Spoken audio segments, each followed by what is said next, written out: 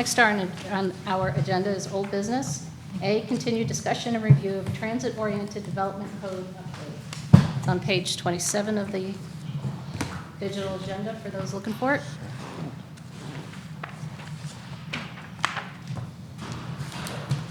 Okay.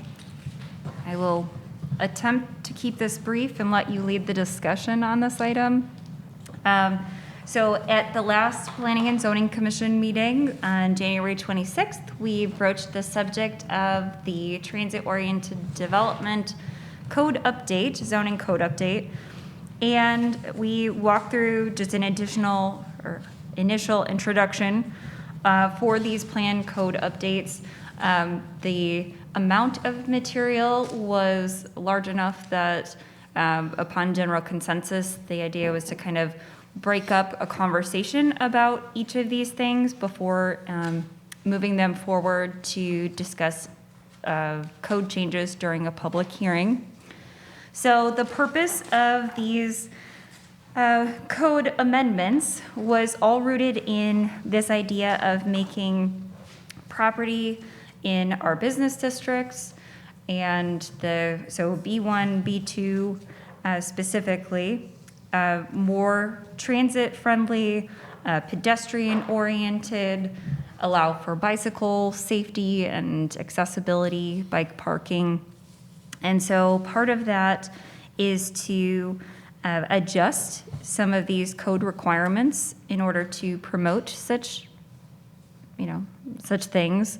Along with that, I know there was a question asked, well, what does it mean to prepare the corridor? They keep talking about preparing a corridor for this active transportation. And when we think about that in the planning world, it's kind of like, what are the hindrances in that area or by code that would prevent increased bulk or density, specific parking configurations, specific signage allowances, what types of creative ways can the right-of-way or sidewalk area be used? How easy is it to promote sidewalk cafes and dining if that's what a community is hoping for? What type of signage might a transit corridor require? If we currently have a code that doesn't allow digital signage in particular areas, but the transit corridor would prefer that or requires it because they're doing so in every other place along that corridor outside of Riverside, what does that look like for us, and how can we apply that to our code in an appropriate way? So that's sort of what this includes. We, of course, are looking at a lot of the things I'm talking about maybe today, but certainly the code update also touches on other parts of our zoning code. So looking at certain types of review required for changes to school property or institutions, looking at height and density in various locations within the village. And so we'll talk about each of those things in turn, but I figured it was easiest to break up the conversation and in manageable kind of bites. And so what we chose for today to talk through and just get a sense of whether the steering committee, so there was a TOD steering committee that prepared changes along with the planning consultant team. And we just want to know whether those are on target, whether you want to see the proposed code changes brought for a public hearing and to the village board for adoption. But you need to look at it through your lens of what is appropriate for adoption in Riverside, and are these proposed changes appropriate in the locations they're described for. So I was reminded that, one, I looked at a calendar and I recognized that the public hearing date publishing for a March meeting is past. So what we'll be doing is it's because we held it on a different day, unfortunately. But the good news is the sign code is not part of our zoning code and doesn't require a public hearing, but certainly does, I would say staff wants to have the Planning and Zoning Commission weighing in on each of those things.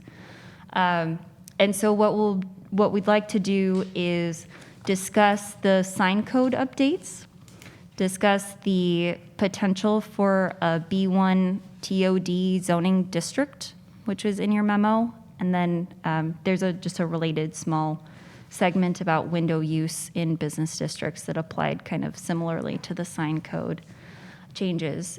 And what we can do is bring forward the items that do require a public hearing, when that next public hearing opportunity comes along. Or, the commission has the opportunity to hold a special meeting if you choose to if you really want to break it up or get into detail. So I'm sorry I said I was going to be brief, but I wanted to give that overview.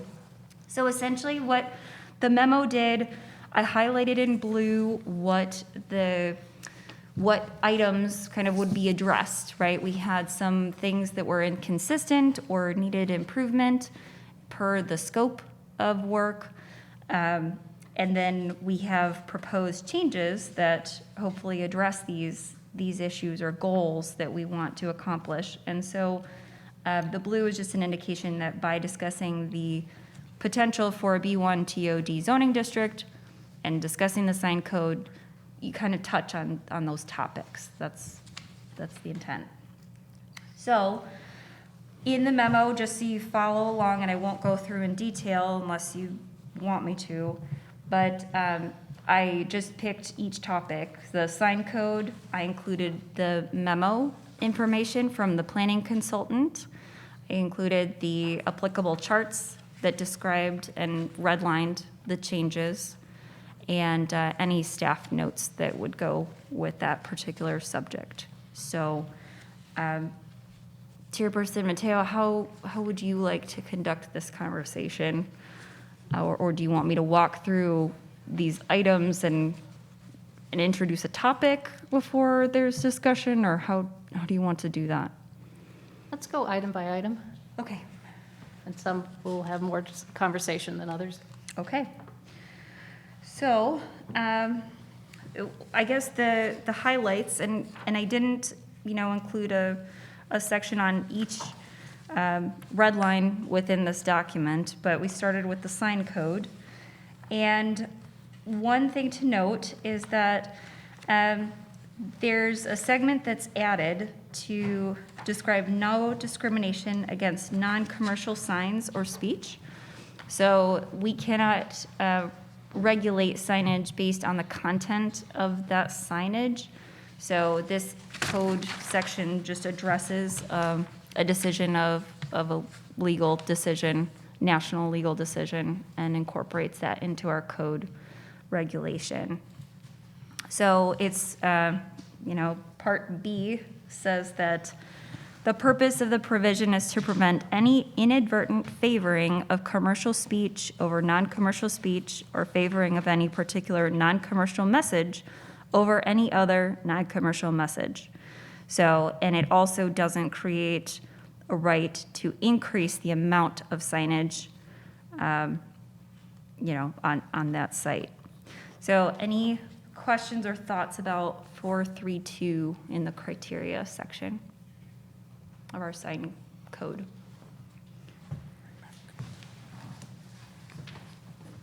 Questions? No? No. I think, I just had one comment. From what I read, I think whatever's put on the sign still has to relate to the use of the building, right? I mean, you can't Yes. just put down whatever profane or non-profane comment there, right? It has to, Right, the Yes. idea behind that, it's a savings clause that grows out of the Reed versus Town of Gilbert case that came out of Arizona. It's a Supreme Court case that everybody's been struggling with. And it basically said in a very broadly written opinion by Justice Thomas that if you have to read the sign in order to know what regulation applies, because municipal sign codes tended to have categories of signage. There'd be rules for real estate signs, there'd be rules for garage sale signs, there'd be rules for, but this case basically said that if your rules are set up that way, they're probably all unconstitutional. Because if you have to read a sign, read the letter of a sign in order to know which set of rules applies, that's content-based. Previous to that case, the courts took a very practical view. They said that if the regulation isn't targeting the content itself, but it just categorizes, it's not necessarily content-based. Once a speech regulation is determined to be content-based, there's a 99% chance it won't be upheld, because the standard is compelling public purpose, extremely narrowly served by the regulation, almost impossible to meet. So that's what, so a lot of the codes, it's hard to get rid of those categories. I mean, I've done it, but a lot of codes don't yet, and so they put this savings clause in, basically to say no non-commercial speech is going to be disfavored based upon content. It's like a savings clause. And the distinction between commercial and non-commercial goes back to an earlier Supreme Court case that talks about the commercial speech is slightly not quite as favored as non-commercial speech, because the kind of speech that the Constitution most protects is political speech. It's policy speech, not sales speech. So. And signs specifically identified as relating to the business of the business, as opposed to just like someone puts a poster in a window or something, or is all of that treated the same way? Do you know what I mean? Like, no, they would be treated differently, because the signage itself of a business does need to relate to the business, but businesses have the ability, subject to content-neutral regulations, like you can't plaster up more than a certain percentage of your window space, for example. That's content-neutral, but you have the right to put up flyers from other groups that want to put them up in your window, whether it's for a church group or a public, whatever it is. okay. But as long as you're not covering up more than you're entitled to, those would be okay. Thank you for the good summary. Should I move Any on? other questions? Okay. Okay, so 433 was also of note. This is our definition section, and as I understand it, there's been past discussion about how to measure a sign's natural grade. And so we've included a definition for how to determine the natural grade and establishing an allowed height of a sign, right? So a ground sign all the way up to something taller. So this just reads grade natural, the pre-construction elevation at the level of the street closest to the sign to which the sign is oriented, measured at the street's center line. Notwithstanding the foregoing, if the sign is located not less than 75 feet from the right-of-way, grade, in quotes, shall mean the average ground elevation of the lot on which the sign is located. So if there are recommendations or concerns about how we would determine that, we certainly could take feedback. I had two comments on that. I think in the third line where it says sign is located not less than 75 feet, I would think it'd be better to just say more than 75 feet, rather than not less than a double. I mean, I had to really think about what that. And then I really don't understand what it means, the pre-construction elevation at the level of the street. If you're talking about the level of the street, it doesn't matter what the pre-construction elevation of the property is. So I'm just confused about that, how that applies. Do you look at this at all? No. Oh, okay. Well.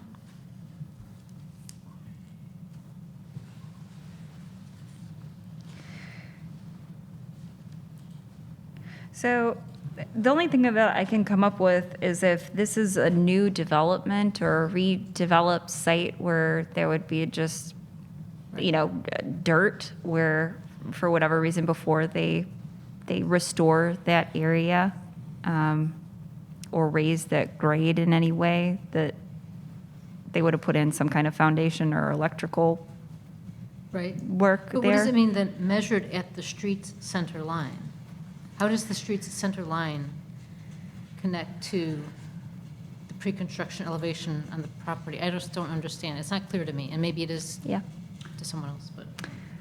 We could certainly ask the consultant team if that's just standard language that they might have used elsewhere, or do you have any conversation about this during the steering committee meeting prior, or is this something that maybe that prior staff had determined? I think the intention is that the grade be measured at the street center line, as long as Sure. that sign's within 75 feet. I just don't think that sentence really gets there in a Tells very good way. Okay. Yeah, part of the issue, and I can't help because it is somewhat confusing language, but part of what you would need to do whenever you're looking at, this is a definition, whenever you're looking at a definition, you should look at how the term is used in the substantive rules, and we don't have any of those in front of us. And so it might be easier to understand what it's getting at if you looked at those, because typically, you add definitions to avoid vagueness when you're using certain terms. And so part of our difficulty here is not having how grade natural is used in the substantive regulations. The only other comment I would say is if we want to keep the content the same and we want to change to the not less, we should say 75 or more, because not less includes 75 itself. If you just say more than 75, you sort of change it ever so slightly. There's a diagram showing how to measure. Oh, is it? It's not in a It's not in the packet. memo. Oh. It's in the full sign code packet. But it does immediately follow that. Yeah, So the but diagram typically shows. when you're saying the pre-construction elevation, it's before, before anyone's touched it, because grade is very easy to change, and it can be manipulated, and so this tries, I think, to set a level playing field about, what do we mean when we say a sign has to be only so high, or can only be so high, or has to be at least so high. It's always tied to grade, and you can mess with grade. So Well- this tries to eliminate that. I follow the argument, I guess, not I guess. The fact that you're referring back to the street center line elevation is not something that a developer can easily manipulate. Yeah, I think that's a good. Unless there's other village work in the area, the street center line is fairly fixed. Stable, right? Stable, fixed, consistent. I think that's fine. Then I just don't understand why that first part of the sentence is there, the pre-construction elevation. Why not just say the natural grade is measured at the center line of the street, adjacent to the property, or whatever that is? Why not? Yeah, probably because the substantive regulations probably refer to height on a wall, right? So it's not actually the height from the center line, looking at it from a sort of an absolute sense, but you establish where the bottom of the wall is by looking at the pre-construction grade, even if that's been changed slightly, if that makes sense. You're looking at it relative to something else, and that's what we're trying to define as what is that relative thing that we're looking at? It's either, if we're far enough away from the street, it's the average property elevation. Right. Or if we're not 75 feet away, then we are looking at the center line elevation of the road. So Commissioner Miller I think the language could be improved, but the concept is still valid. As long as it's understandable by someone, that's fine with me. Yeah, well, and if this goes through a public hearing, this was done by a consultant. I don't think we've had any input on this yet, so those kinds of tweaks. Once you decide that this is something you want to recommend or you want to go in this direction, we can clarify a little better.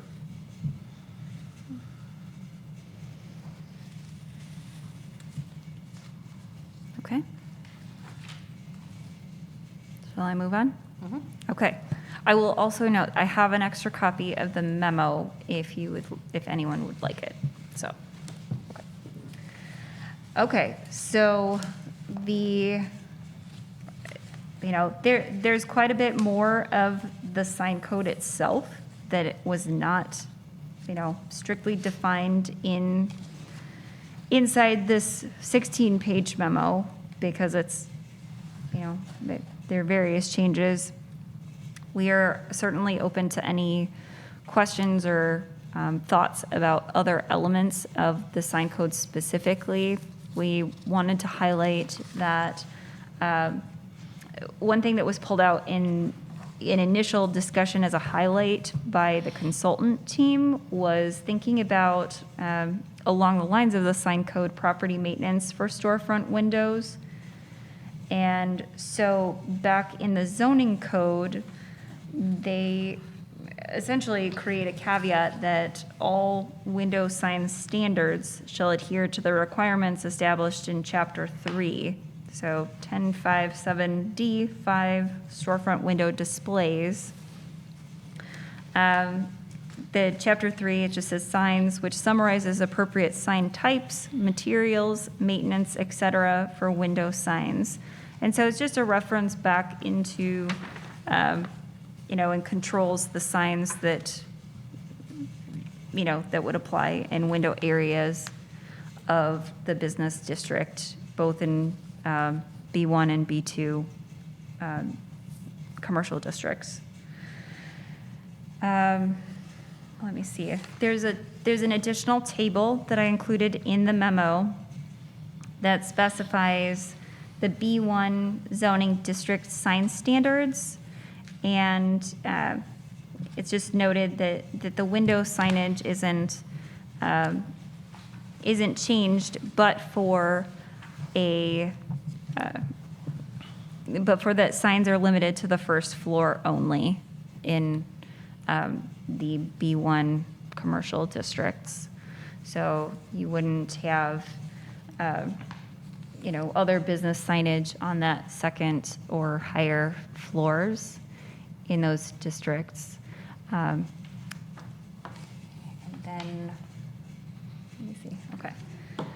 So Commissioner Miller had a question about whether this was, there's a T1, I'm sorry, here.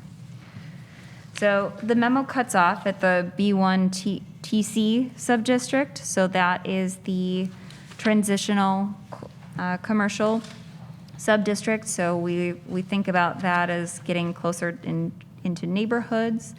And that section also limits the window signage to just the first floor. The others are just slight changes to the existing sign requirements for awnings, canopies, and projecting signs, adding 8 feet, 6-inch clearance requirement from the prior 8-foot clearance. So a little bit higher, that anything coming out of the building as a projection would end up giving a little bit more height than the past requirement. Yeah. On the B1C table, on the wall sign, it indicates it's either the second floor or the cornice, whichever's lower. And then on the projecting sign, it seems to allow someone to go up to the second floor. So I'm curious why there's that difference. The projecting sign would allow someone to put a sign essentially as high as they want. Was that the intent? It looks like It they doesn't didn't have the make same that restriction or lower. So was that the goal, or am I missing something? Where it says top of Yeah. building, so top of building would indicate 24 feet or above that second floor line. Well, certain different types of signage can certainly be, have a difference in the way that they're installed.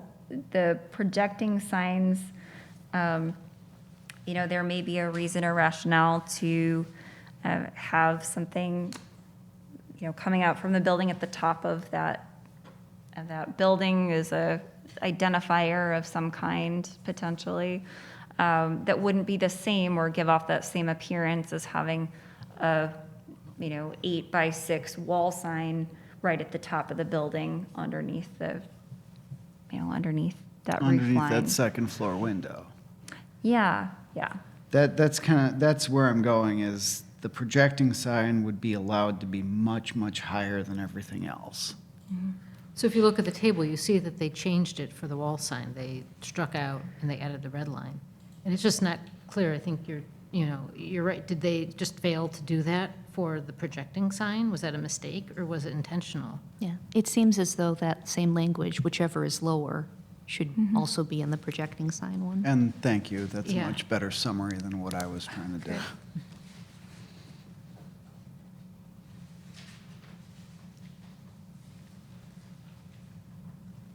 And I wanted to note for the projecting sign too, I mean, I'm sure the consultants have looked at this, but 4314D3 also references that 10-foot level, so that would have to be conformed to what the table says Could for you please, projecting signs, 4-3-14D3.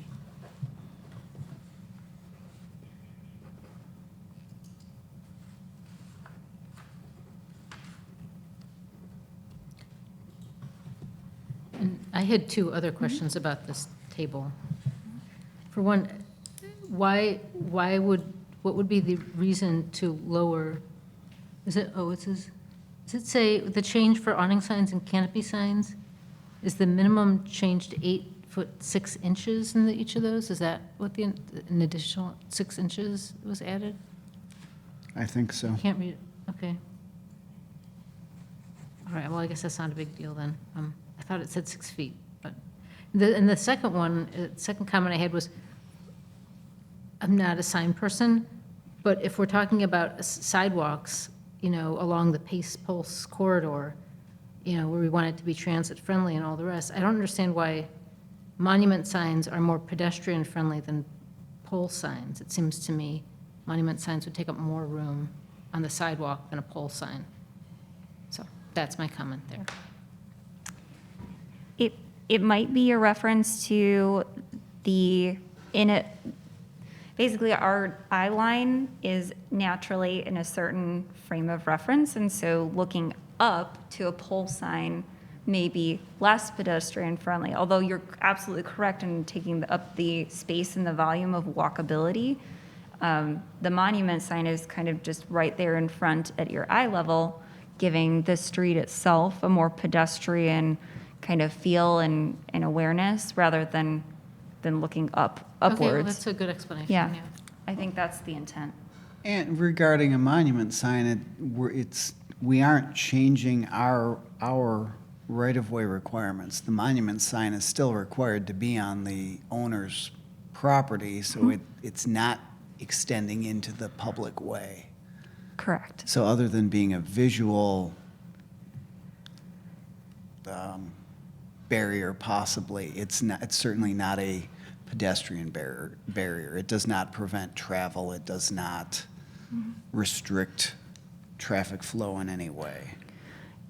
Depending on what type of pole signage would be used in a particular, downtown area, there are benefits to using a monument sign as a wayfinding sign potentially. So there's plenty of places that have like a kiosk or some other use for the kind of podium, column type sign rather than a stick with a sign at the top of it as well.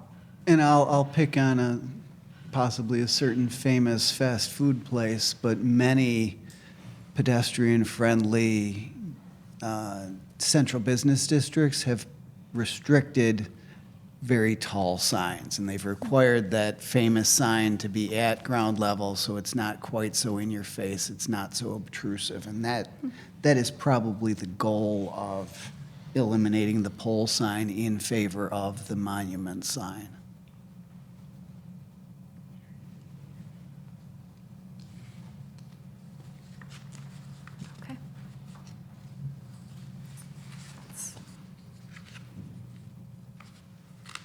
Any other comments on that item?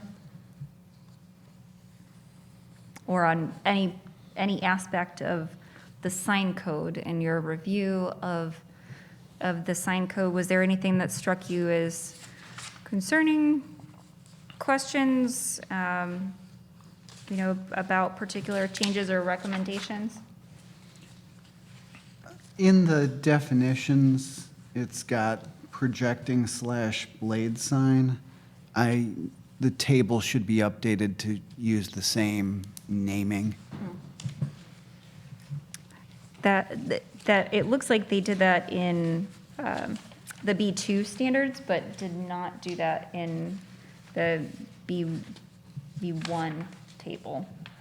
I would suggest make sure that anything that's defined has the exact same name in the table so that we don't get into debates about interpretation.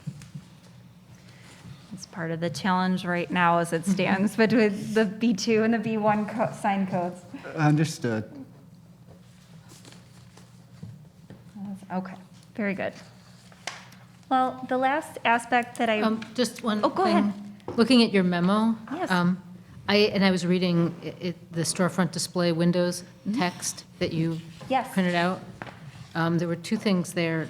I thought the red line part that says window sign standards shall adhere to requirements established in Chapter 3. So that should also say of Title 4 oh, yes. of the code, not just Chapter 3.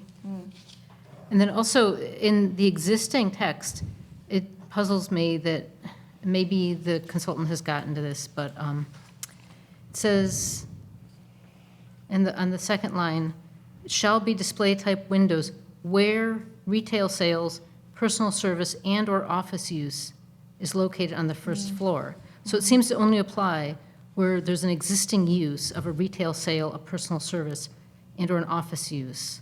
And I'm wondering if in our existing code, if that should be altered at all. There could be other situations. Do we want storefront windows for other types of uses, like there are microbreweries, restaurants, art instruction, schools, all the rest that could be allowed in the whatever it is, B2 district. So I'm just wondering if it should be expanded a little bit, if someone should think about that.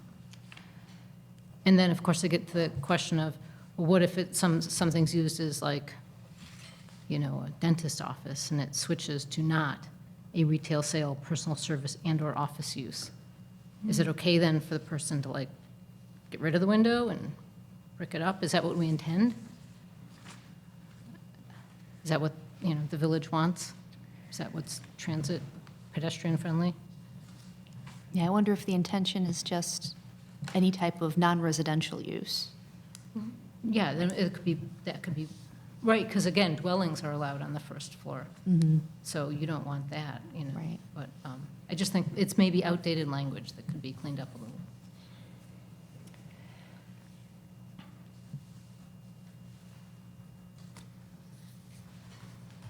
Is that, I was going to say, is that percentage something that you want to keep, essentially? I'm not trying to introduce some new ideas, but certainly I think the intent of having these display windows is to, generate interest in what's happening in that space, and especially as a retail use or other type of entertainment or other type of services, to understand partially we take an interest from a village enforcement side because it's helpful to know what's happening inside that space. There's a reason that we don't want those ground floor windows completely covered with signage. There's a percentage of that sign area that's permitted, and but there are buildings and instances where it's challenging to meet that percentage, or places that have an abundance of window area. And so I guess just to clarify, do we need to specify the use within that, or is the idea on a ground floor to have a certain amount of open window coverage? Thoughts?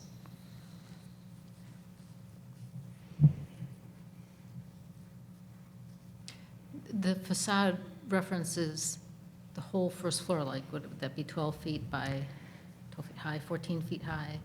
You're including that whole area, and you're talking about 50%, right? Yes, so when we look at a measurement of a wall area, if it was 100 square feet on that wall area, 10 feet high by 10 feet wide, we'd hope to see, 50 square feet remained windows in some configuration of that area.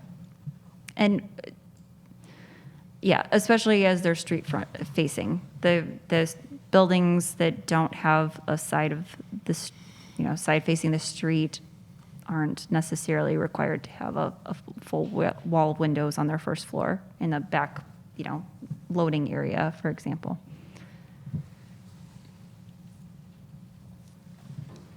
I personally don't have a sense for what would be appropriate. Sure. So, And I'm wondering if it should say at least 50% shall be a window. Because in theory, they could go That's- higher, right? yeah, that makes sense.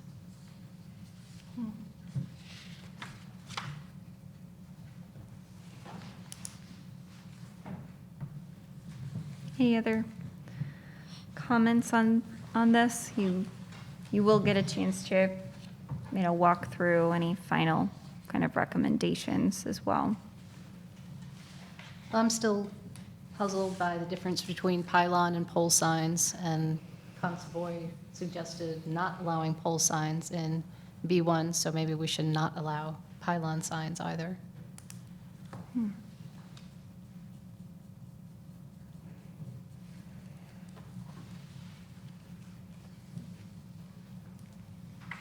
And then one proposed change is for gas station canopies going forward, the only portion of the canopy that can be lit under the proposed amendment would be the lettering and the logo or logo itself, and not the rest of the canopy. I haven't looked at our current gas stations to see if that would make them non-conforming if we accept that, but I'll try to look at them at night before our next meeting. Okay. I'll admit that my recollection is poor, but I think at least one of them has light all the entire perimeter. But I could be wrong. I might be remembering something older. Other thoughts from the sign code?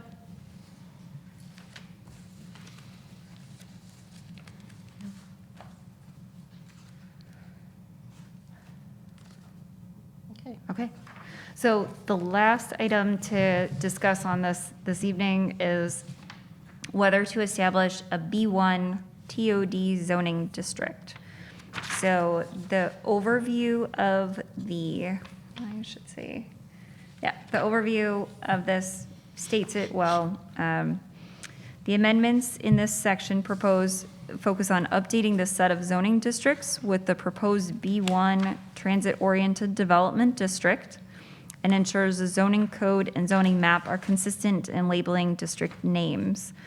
So the idea here is, and just noting in the memo, it just says that section 10.3.1 proposed, changes and updates those to reflect the same wording. So B1C would change from a business district to the retail business commercial.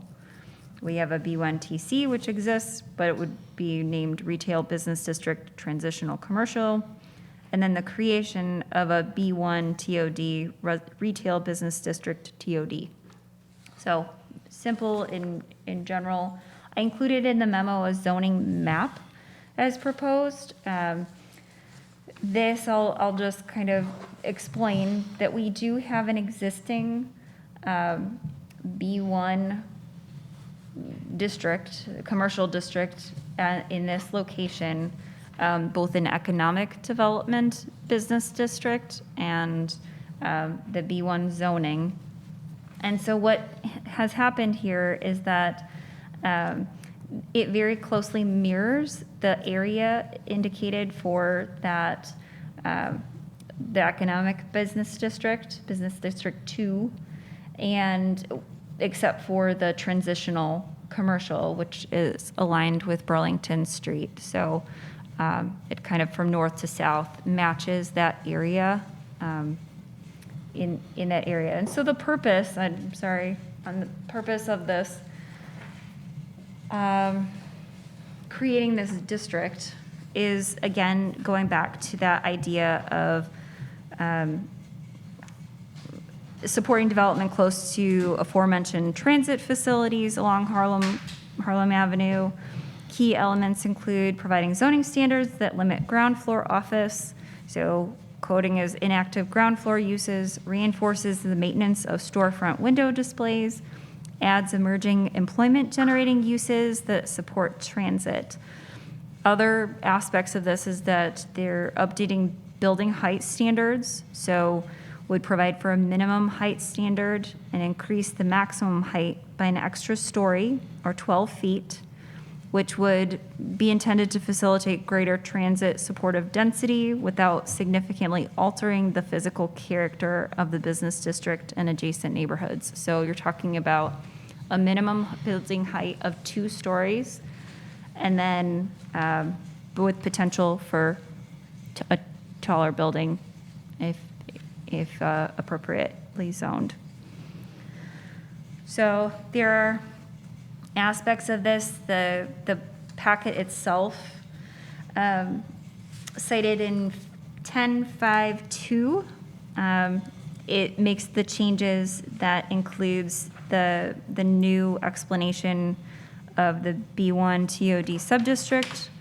It also adjusts the existing definitions of the commercial subject district and the transitional commercial subject district, and adds the comments about creating a pedestrian and bicycle-friendly environment with safe access to transit. So thoughts on anything here? I also included the bulk and use requirement tables in case that was something you want to speak to. They specifically identify the change for the the minimum building height. Thoughts? Questions?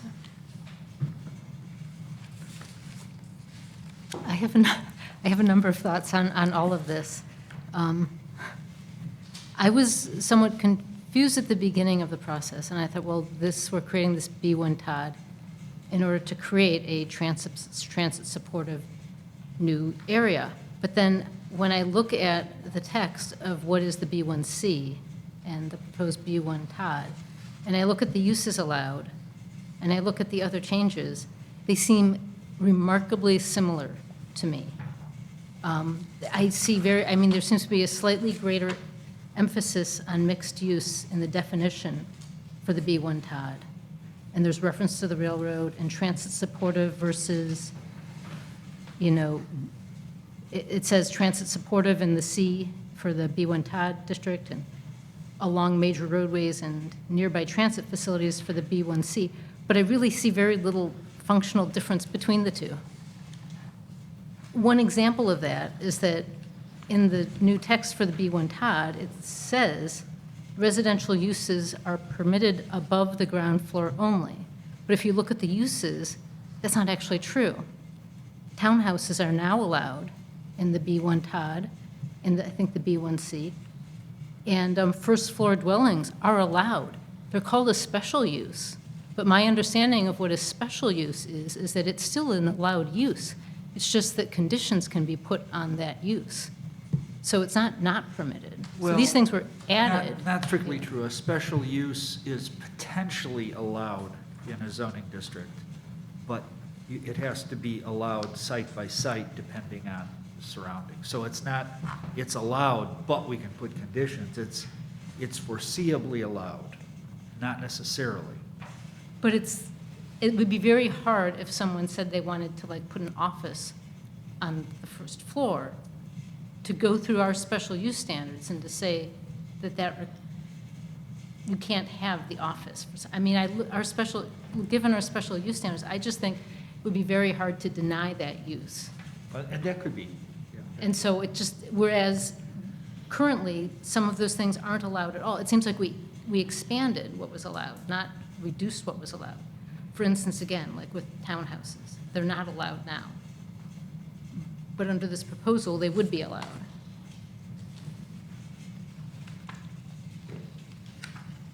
So it's, and there, so in the B1 Todd, dwelling townhouse is permitted. And dwelling townhouse for the B1C is special use, where it didn't exist before. So I'm just not clear. And then another question I had, and I sent this to Ashley, and she probably doesn't know at all, but I don't understand why the B1 Todd was limited to the area where it is right now, which is part of the old B1C. If there was really a desire to increase density and transit area and all the rest, and there's references to how far people walk, within a half a mile of a train station or even a mile people walk. Why wasn't it extended further north along Harlem into the R4 and the office districts? Those are very large pieces of property if we're interested in redevelopment with large front yards. And I was just wondering about that also.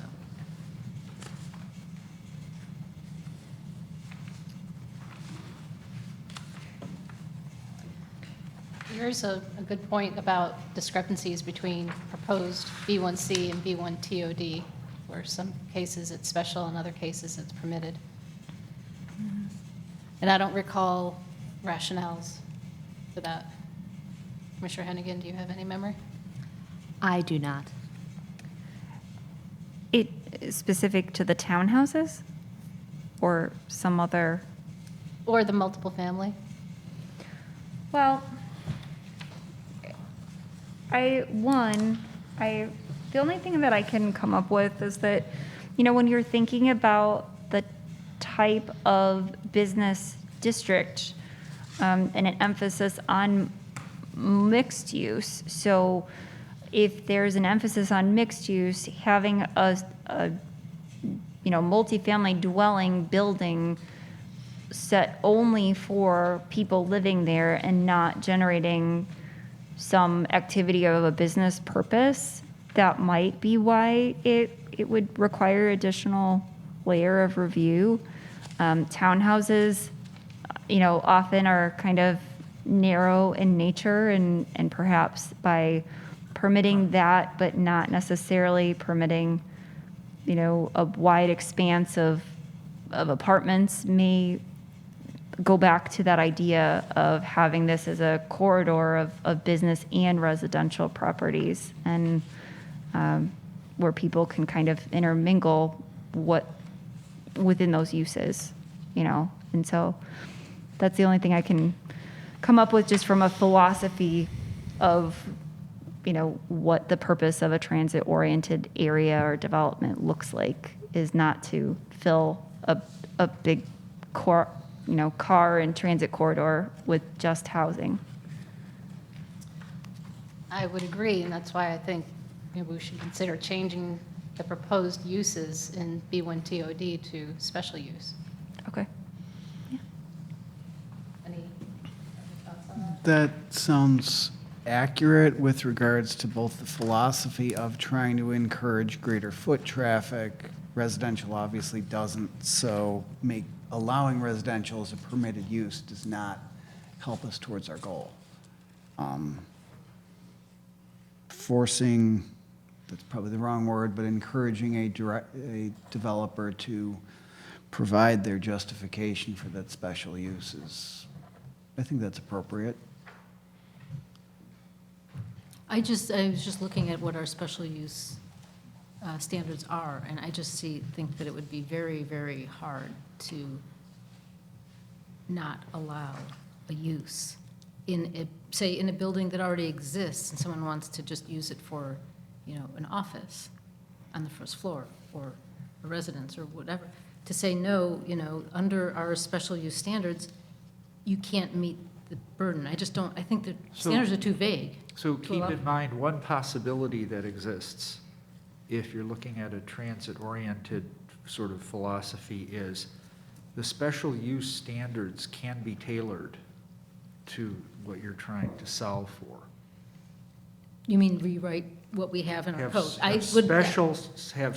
special use standards Okay. for those special uses within the TOD. That's possible to do, and they would address as elements the kinds of things you're talking about. I think that would be a So, for very good example, idea to look at If it's an that. office use, they would have to justify how this particular office use would fit into this, why it's connected in some way to the transit orientation. I think that would be a very good idea. That's Otherwise, I something- think. that's something we standards are could just look at. Not enforceable. And you'd have the usual ones too with the special use, but we could tailor it more. Right.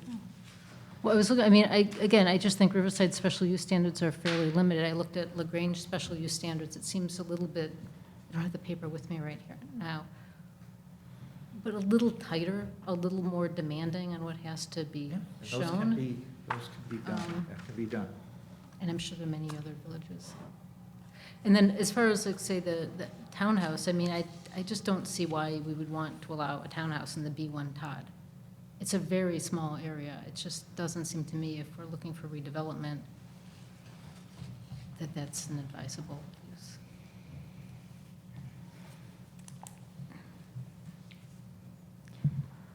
So would your suggestion be not only, not to switch it from permitted to special use, but just leave that area blank, indicating that they're not allowed? I'm not sure it's permitted now. Maybe I'd have to look at it. So right now, in the B1C,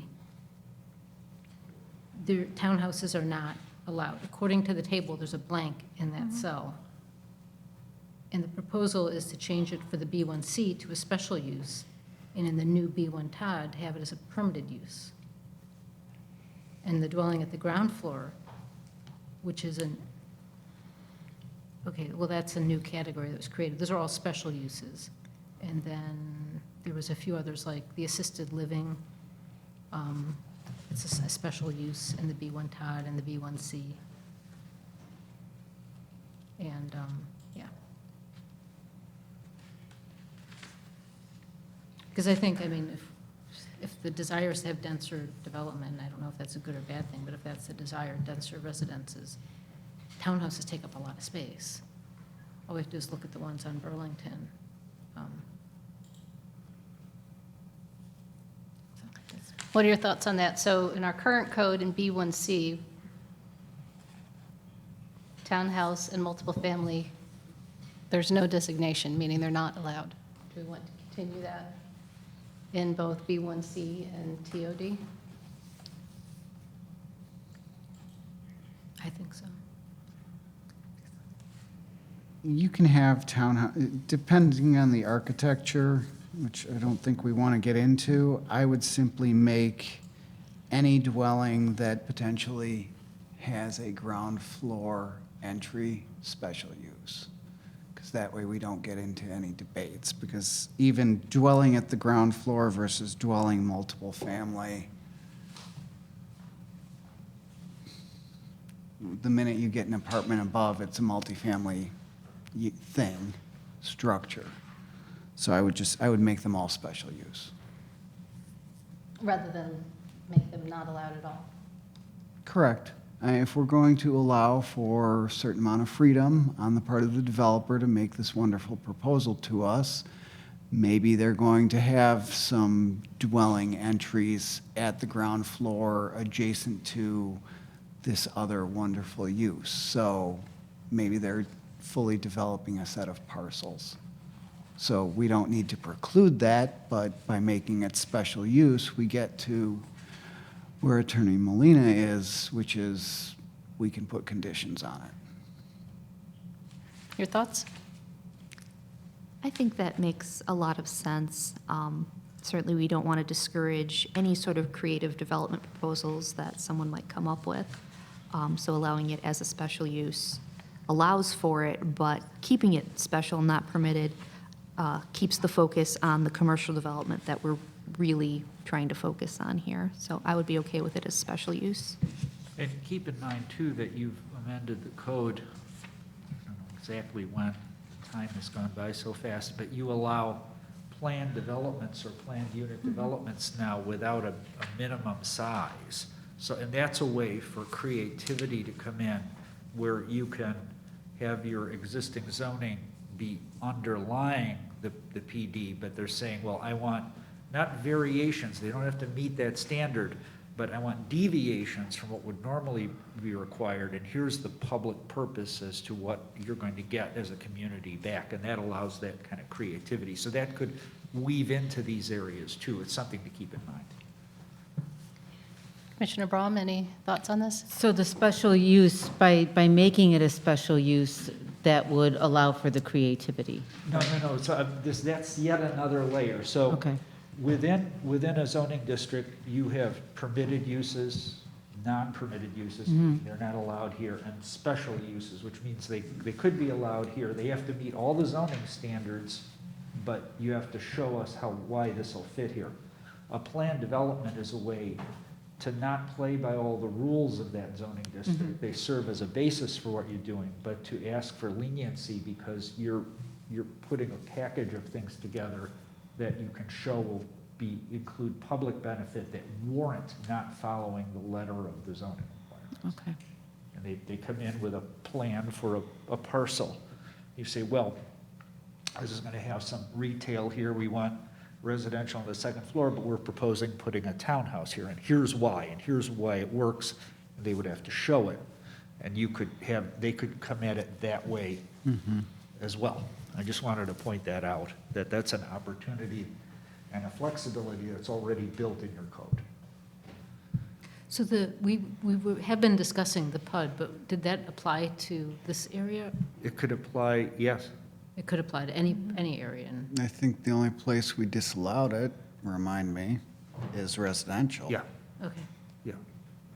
But it also has a much longer timeline in terms of approvals and plan oversight. So I still am comfortable with changing it from permitted to special. And maybe that's a part way rather than going full bore planned unit development, that the special use does allow a certain amount of creativity, but doesn't have to go to the levels and Sure. planning. I just wanted to point that out, yeah. No, makes it's a good sense. point. That makes sense.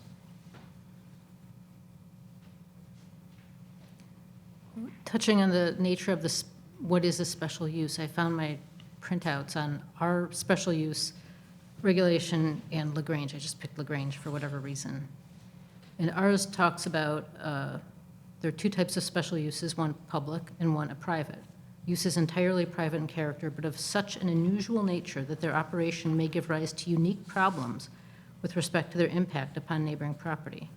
I think that's, to me, a hard reach to say an office on a ground floor is going to meet that kind of a standard. Now, LaGrange's regulation references special impact or uniqueness that requires careful review of their location, design, configuration, and special impact to determine against fixed standards desirability of permitting on any given site. And to me, there's a lot more meat there for us to make determinations. So.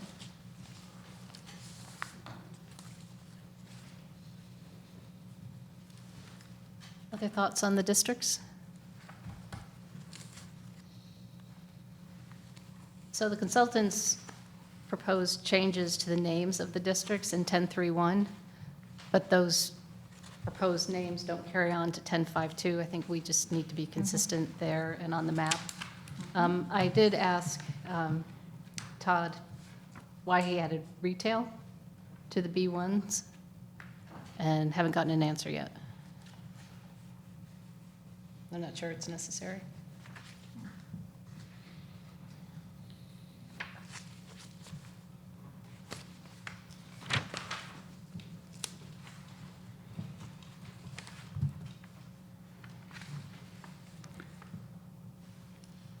I guess a bottom line question is there general support for the creation of a B1 TOD distinct district? It seems so, but I figure I asked the question. Commissioners? Well, my opinion is that I'm okay with that, but only if it's designed in such a way that it's achieving whatever goal we're trying to achieve, because I don't really the way I read them, it sounds that the B1 Todd is very much just like the B1C. So that's how I see it. Biggest difference is in the bulk regulations. Would you agree with that? Yes, I would. Basically adding one extra floor. That's the biggest difference I see. Well, for us, that's big. And we'll make sure to, we'll talk with Chairperson Mateo, but certainly the bulk regulations will be something we'll specifically focus on at a future meeting. I think another difference here, and this is probably negated by what we were talking about earlier, but I too am having trouble distinguishing or finding enough of a difference between the definition of B1C and B1 Todd. And I think we were just talking about making in B1 Todd dwelling for townhouse, for instance, making that a special use in Todd. And by doing so, we've narrowed, or we've made the B1C and the B1 TOD even more similar by doing that. I could be totally off base, but I thought that, in my mind, one of the benefits or one of the distinctions between the B1C and the B1 TOD or the transit is to have residences in order to encourage people to use the transit system. It is, that's And, one of the. and by making that in B1, making townhomes in the B1 TOD special and not permitted, is that discouraging that in some way?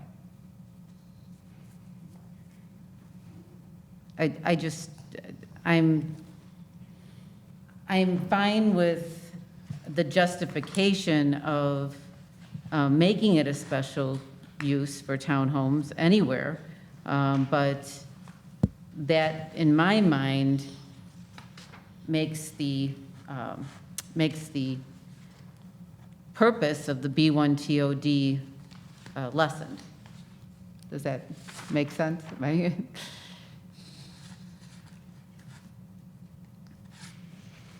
Yeah, I certainly get that, part of the being transit supportive is having potential transit users. So we definitely want to allow for that, but I lean toward it being special rather than permitted only because there are certain sites that I don't know that I would be okay with it on. And if it were permitted, then we would really have no say in that. And I respect that, and I agree with that. Then why do we need a distinction then between B1C and B1 TOD if we're allowing the same type of development as a special use? Got it. Except for that bulk. Except for the bulk. Except for the Right. Except for the bulk The change. idea being that you can have more residential and you have less concern about parking because of the proximity. So some of those kinds of concerns when you have the greater density. Well, what if everyone has a car? What if everyone has two cars? Right. The idea, if you're in this district, that becomes less of a concern because there's an assumption that there'll be far fewer of that. So, but there are a lot of similarities, no question. Yes. You bring up a good point with parking. You bring up a good point.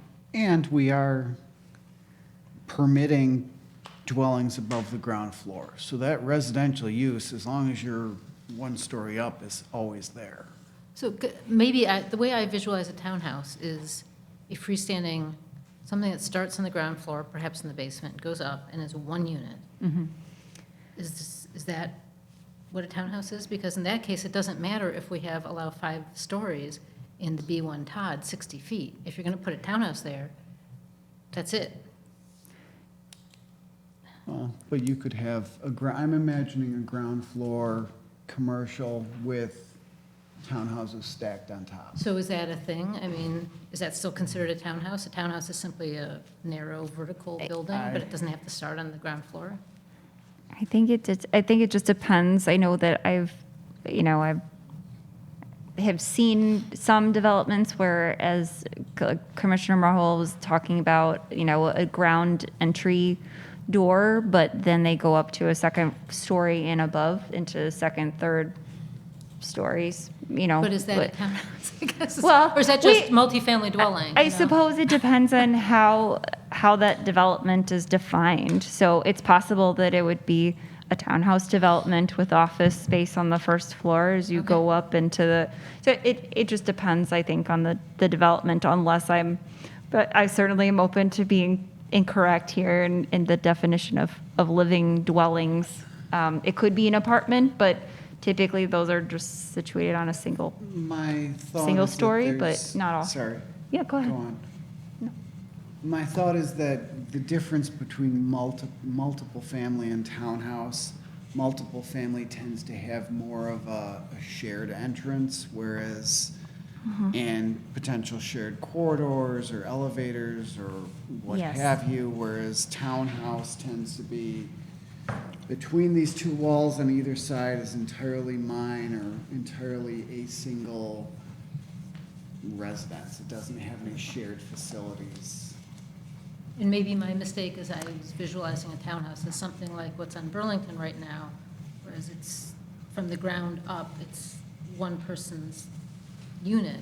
It's not that that is put on top of a first floor that is a retail use, and maybe it's not considered that. When I visualize a townhome, I visualize walking in on a ground floor. Each townhome has its own entrance. And then looking at that with that definition in my mind, isn't that a dwelling at the ground floor? Yeah, I would agree with that. So there's some inconsistency unless I'm defining townhome wrong.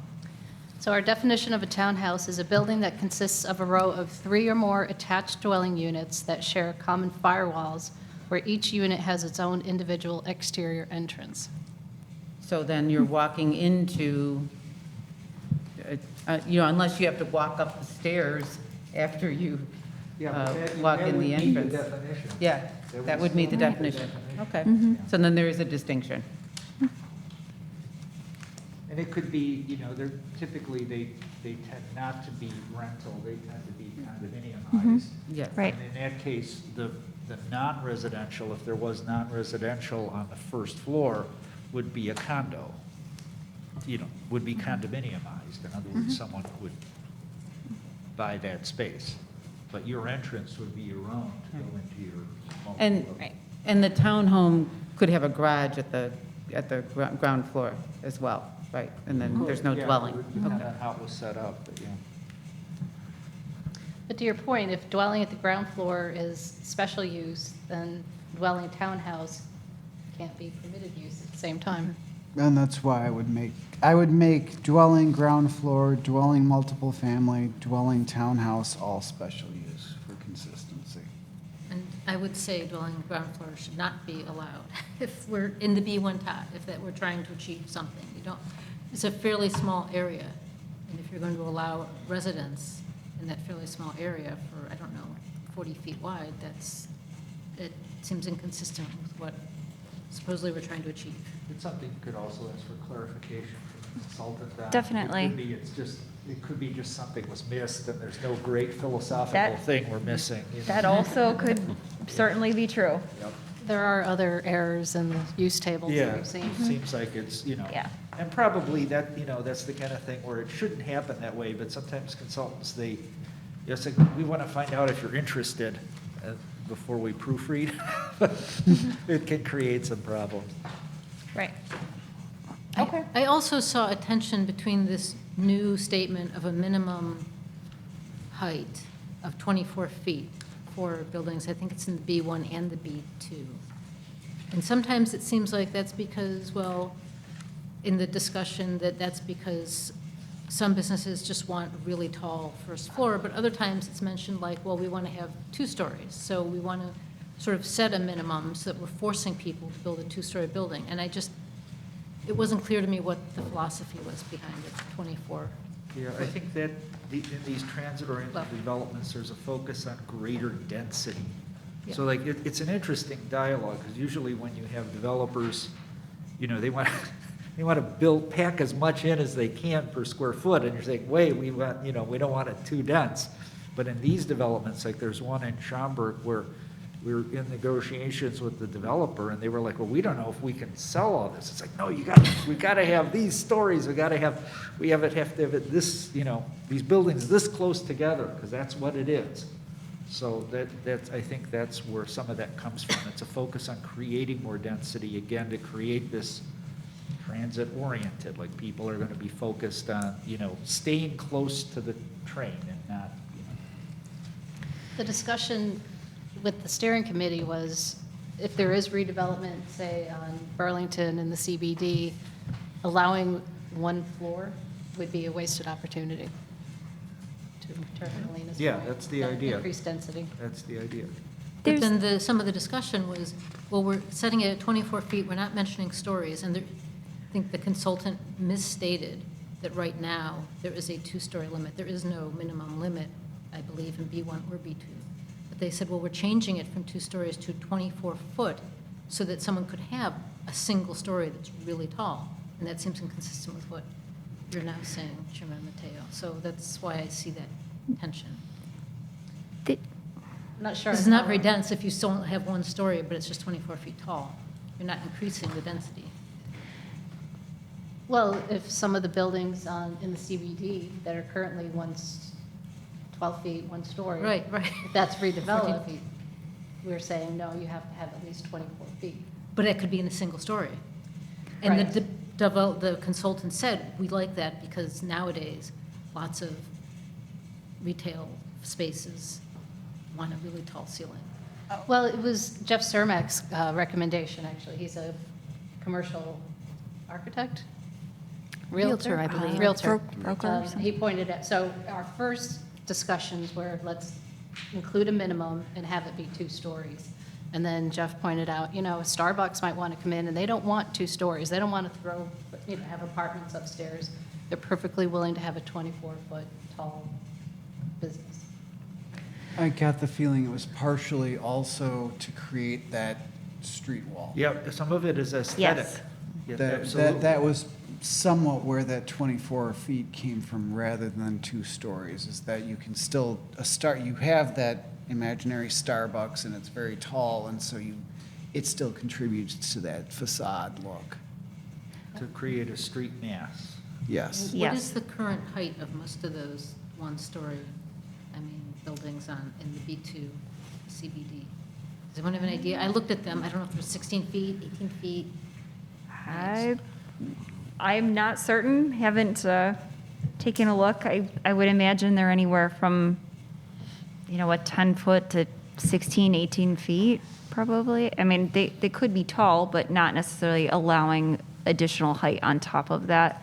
And so there's definitely something to be said from a planning perspective of a pedestrian, that pedestrian flow, that pedestrian eye line, where that 2 stories is very comfortable for people to look at, and then you see little differentiations as that height changes, but you definitely notice when it goes between a 1-story to a 2-story kind Yeah, of building. I think part of it is if you're familiar with the children's book, The Little House, where the skyscrapers are built around this little house that started out in the country. It's to avoid having, somebody build something new and everything is this high, and then here's this little thing there. It goes back to that frontage look, that very gaining more consistency.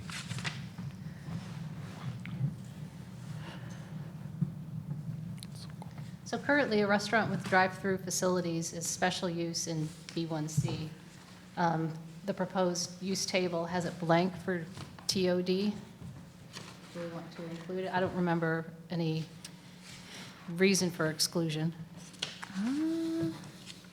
The only thing that I can come up with would be that when you look at the area of the proposed TOD, the adjacent area behind that property are predominantly residential, residentially zoned, and if there's a drive-through going in those you know, Well, in they're and out of those I don't know. Maybe that's logical, why. But they're proposing that a retail sales establishment with drive-through facility be a special use in TOD. Yeah, that's another inconsistency perhaps. The only property I can think of that you could do that is then the one right next to the train tracks. But then that's a very congested area, so I don't know if you'd want a lot of cars driving in and out. So, Maybe they're thinking banks, like the bank that's there, yeah. where the old Bank of America. Right, right. That was a has the drive-through. Well, they actually have a blank for financial institution with drive-through facility.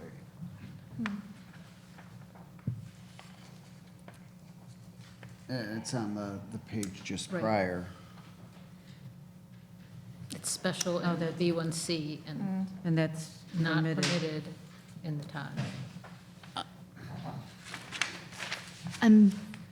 So the bank is permitted, but a retail sales establishment with drive-through facilities is a special use. Actually, the bank is not permitted. Yeah, a bank is not permitted, a restaurant is not permitted, but a retail drive-through is permitted, and I honestly can't think of an example of what that would be. I would pitch that back to the consultant and ask them to justify that, otherwise I would, Maybe I would make the cleaner, argument that for consistency. We can do that. Add it to the list. Okay. And you're right, I was mistaken. Financial institution drive-through is not permitted.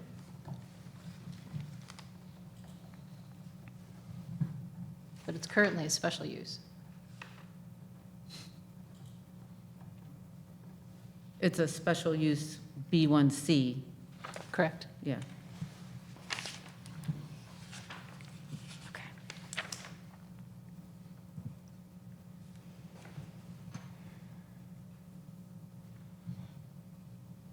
Other thoughts?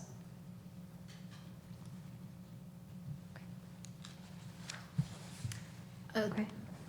On the electrical vehicle charging station, trying to think this through a little bit, but right now, it's a new category. It's a special use for the B1C, the B1TC, and the B1 TOD. It was made a special use. I would think it would be appropriate to make it a permitted use for the B1C. If you think it, where the B1C is now, the two corners of Harlem. I don't know why we insist on special use for those locations. If someone wanted to put in an electrical vehicle charging station there. So that's one thought. Thoughts on that? I think that makes sense, given the nature of those two sites.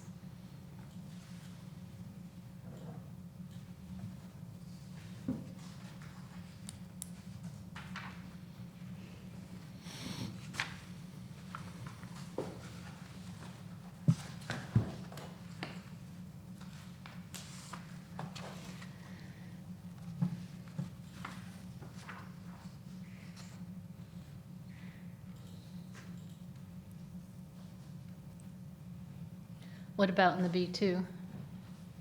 Leave them all as special? There's the retail core, the mixed use, and the public use.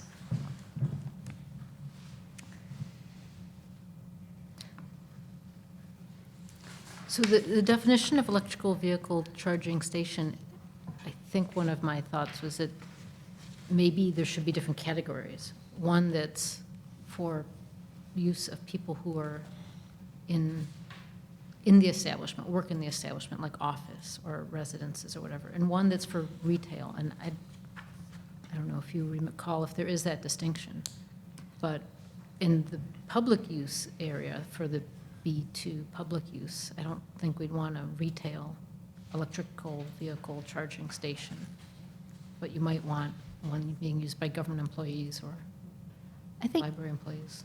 I think if you draw the distinction between accessory uses and it being a separate use on the property, whereas if it's for the use of your employees at the government office, that's an accessory use, but if it was just a place where you just come and pay and park your car there, then that's something different. It's not accessory to the business that's happening there. So this might be about talking about it as a primary use. It is, yeah, I think. Principal use.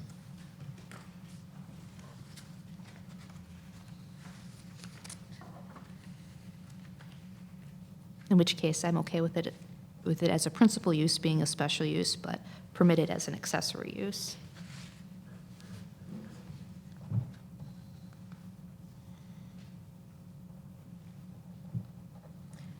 So the definition of an electric vehicle charging station just sort of describes it functionally, what it is, and the different levels of charging.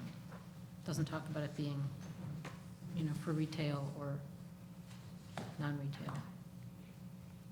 I think if we add the little principal use in parentheses that we have after parking lots, that might cover it. Since we allow parking lots as accessory uses, we could also allow electric vehicle charging systems as accessory uses, but not as the principal use of the property.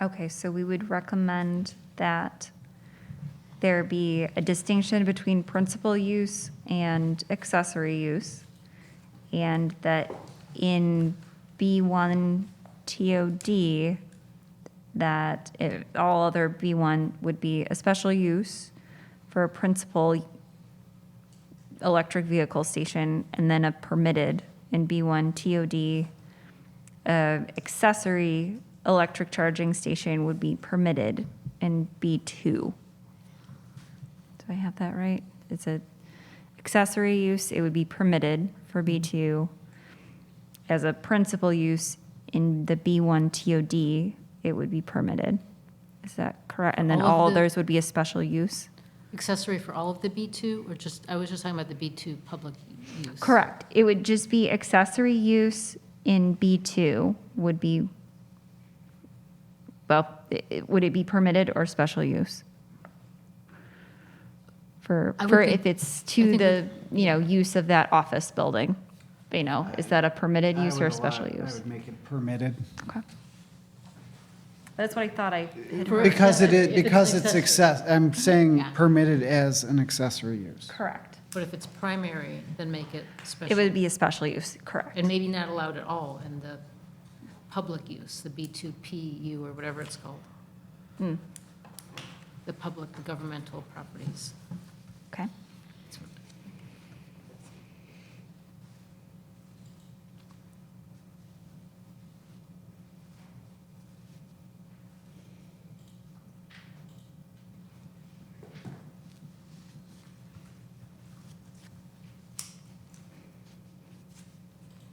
We just need to make sure that what we're proposing lines up with 10.8.10, the part of the text that explains the standards for charging stations.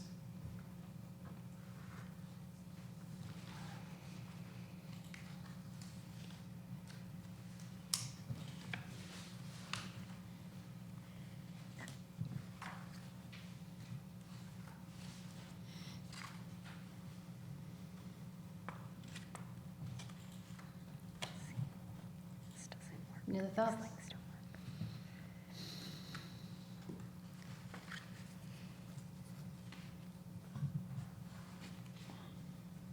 Okay. Thank you very much this is a lot of material. If you have additional questions, thoughts, anything, please contact me. You send me questions. We'll follow up with some of the items from our consultant and come back to you next month with additional discussion. Okay. What do you guys think of the memo? Was it laid out in a way that was linear enough for you to work through? Yes. Thank you. Okay. Yes, yeah. I thought it was great. Good. Thank you.